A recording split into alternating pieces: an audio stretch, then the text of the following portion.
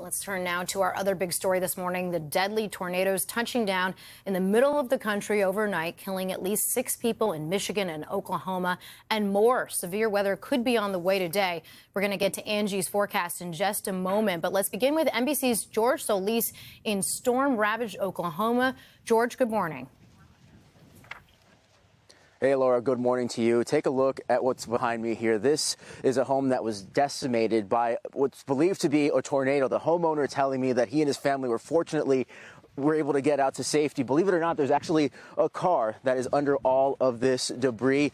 It is believed to be one of 8 tornadoes that touched down here. And as you mentioned, unfortunately, these storms have been deadly. Overnight in Michigan, officials reporting the death toll there at 4. And they believe that there's some dozen or so people that may have been injured as a result of this storm. When you look at some of the images of some of these tornadoes here, you could see some of the debris that was just swirling there, touching down, ravaging homes, businesses, and buildings there. The governor even activating the state's emergency operations center. Back here in hard-hit Oklahoma, officials unfortunately saying the death toll has also risen, saying 2 more people lost their lives here in Oklahoma, 2 members of the same family. And unfortunately, it comes as a mother and a teenager lost their lives on Friday as a result of a tornado. The family of Jody Odin's telling me that she was in a car with her 13-year-old daughter. They were actually heading home when the storm hit. She was calling her children at home, telling them to seek shelter when this tragedy struck. And again, when you look at some of the images here of just some of the destruction that has touched down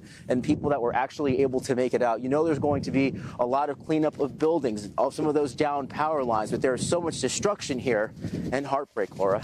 Just another community trying to rebuild now. George, thank you. You see the faces of that mom and daughter really brings home the impacts of severe weather like this. We want to check in with meteorologist Angie Lassman, keeping a close eye on this. A lot of severe weather coming through parts of the Midwest as we speak. Definitely. And we still have another chance to see some of that again today, guys. But quite the juxtaposition to see that massive tornado next to a frozen lake. That tells you just how early we're seeing some of these tornadoes popping up in some of these northern places in the country. And here's what we dealt with yesterday. This is one of the spots that we were really seeing kind of ramp up along 1 to 2 p.m. yesterday. We saw supercell kind of work its way to the east, and then this tornadic storm, 80 miles of damage from this from 2 to 5 o'clock, and that was the one in Michigan. We move now to eastern Oklahoma. You can see this kind of batch of really powerful thunderstorms working across that region, and then multiple tornadic supercells developing and moving right over the Tulsa metro area. Today, a smaller area of potential severe weather, but we still have a tornado watch in effect through 8 a.m. You can see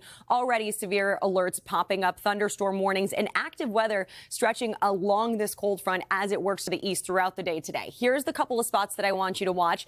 Eastern Great Lakes, you can see places like Pittsburgh stretching down to Beckley, and then Jackson, Alexandria, Houston, Austin, all included in that, as well as Dallas, for the chance to see large hail as the main threat. But of course, wind gusts and a tornado or 2 not out of the question.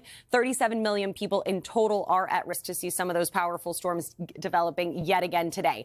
Here's the cold front that we're monitoring. That's going to bring showers and thunderstorms to much of the region that I mentioned. And yes, the severe weather is something we're going to watch from anywhere from Texas to western New York. But we also have the potential for some heavy rain across this region. And tomorrow, that's going to be our main threat. We'll watch for the potential for some flooding. The scattered showers are across much of the East Coast, and we'll see that isolated flood threat focused across parts of the Gulf Coast. And when this is all said and done, a good dose of rain, especially if you live across the South. Anyone that's in places like Memphis, Little Rock, Jackson, Lake Charles, you're going to see the potential of 1 to 2 inches of rain by the time we get through just this weekend.